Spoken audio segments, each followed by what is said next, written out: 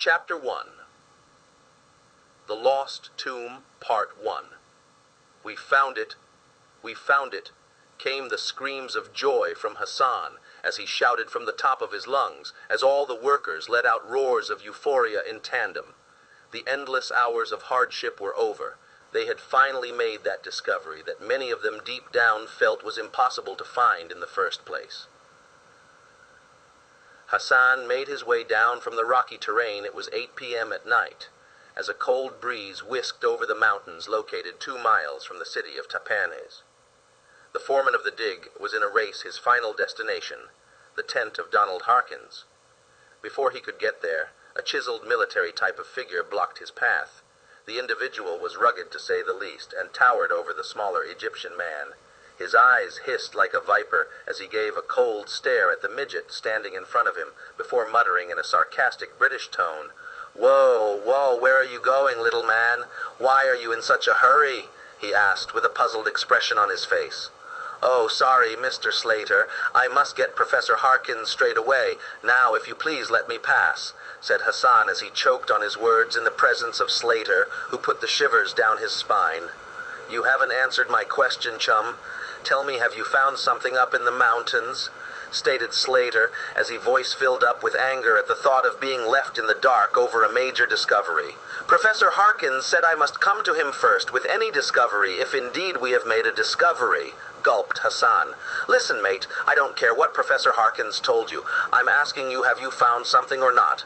Don't make me ask again, or you will regret it, you hear me?" shouted the skin-headed Slater, who put his nose to the bridge of Hassan's nose, as he locked his eyes on him with a look of an ace predator focused on its prey. Hassan, feeling terribly uneasy and sweating profusely in the presence of Slater, cracked under the pressure of Slater's interrogation. "We've found an opening. It's very small, but it seems there is a tunnel beyond it that goes on for a mile. Plus, it has an ancient seal on the slab covering the entrance, which has ancient hieroglyphic writing," squealed Hassan, immediately regretting that he had informed Slater of the discovery first, without the blessing of Professor Harkins, who was yet to be informed of the discovery. "Well, what are you waiting for? Monkey man, let us both go and inform the professor of the discovery," said Slater in a jubilant tone of voice, already working out the next domino moves in his head. Slater was a mercenary, an ex-military man that now did the bidding of those with the deepest pockets. Whatever the job didn't matter to Slater, as long as the money was good, he would go wherever his bankroller wanted his presence. On this occasion, he found himself working for the business mogul Ted Posey, an antiques dealer in San Diego, California, who was one of the main bankrollers and investors in the dig being conducted at the site in Tapanese, northern Egypt, under the supervision of archaeologist and former Harvard professor Donald Harkins. Inside the tent of Donald Harkins, the professor was lying on his bed, writing the briefing of the day into his diary, which read, "Dig Day 64, nothing of note today. Something is telling me we are getting closer. I feel a presence, something that I cannot put my words to, but I know we are not alone. I feel the gods are telling us something, which makes me believe we are getting closer. We will see what tomorrow will bring."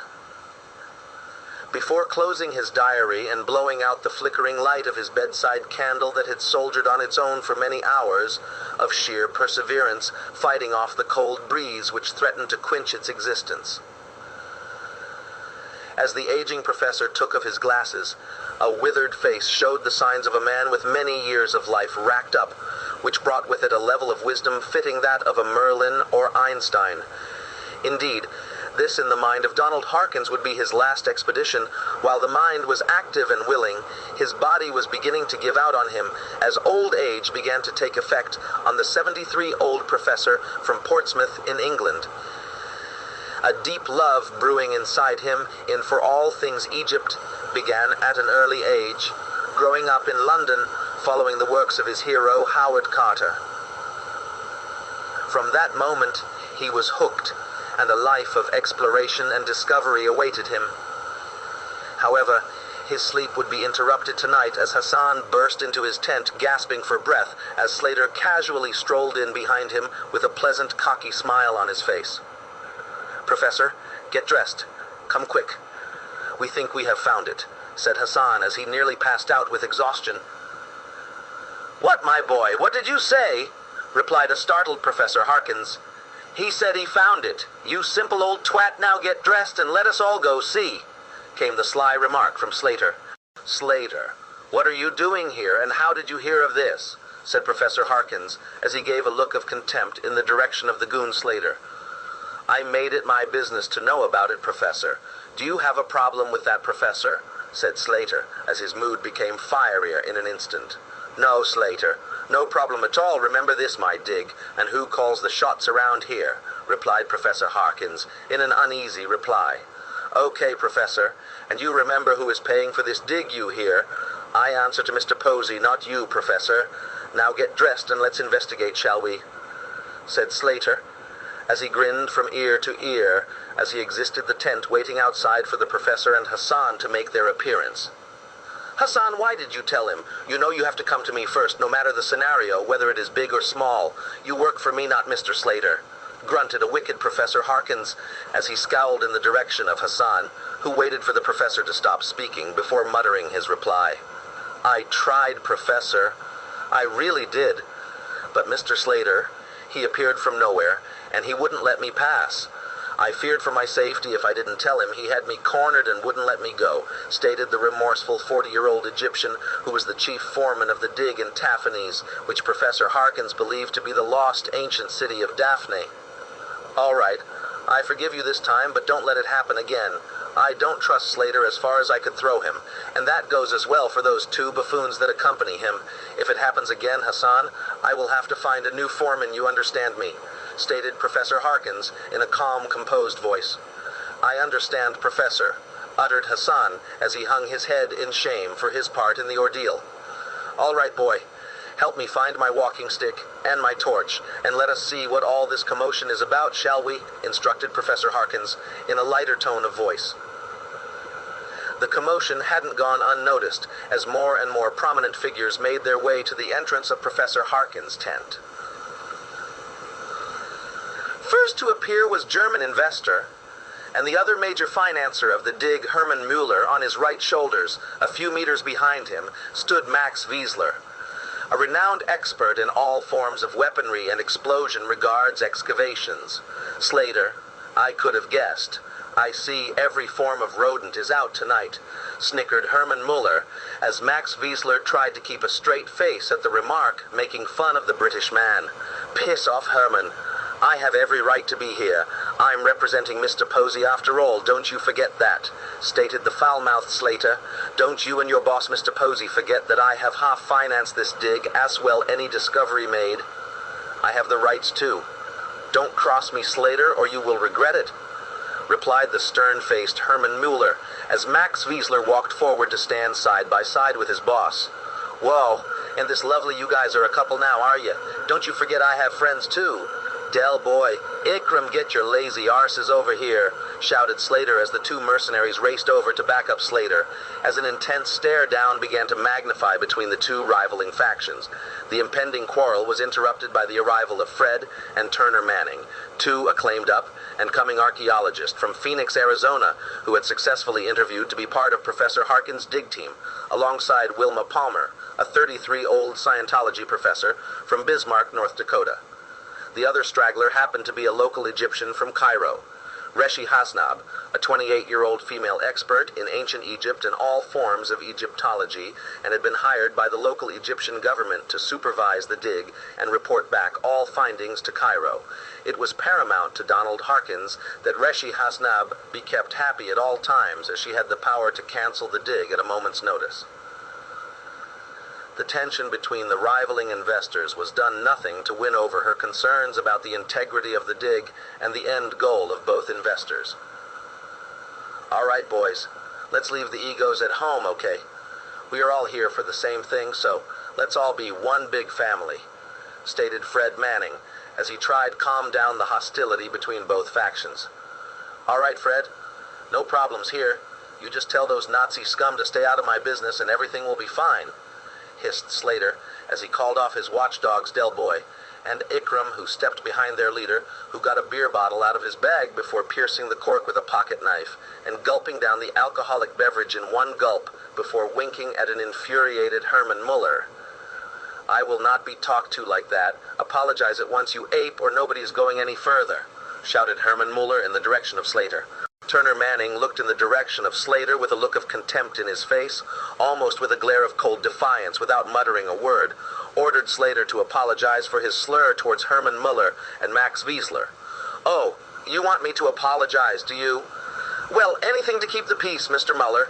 I deeply regret my remarks, and I won't say anything like that again. Now do me a favor and piss off and take Frankenstein with you, referring to Max Wiesler.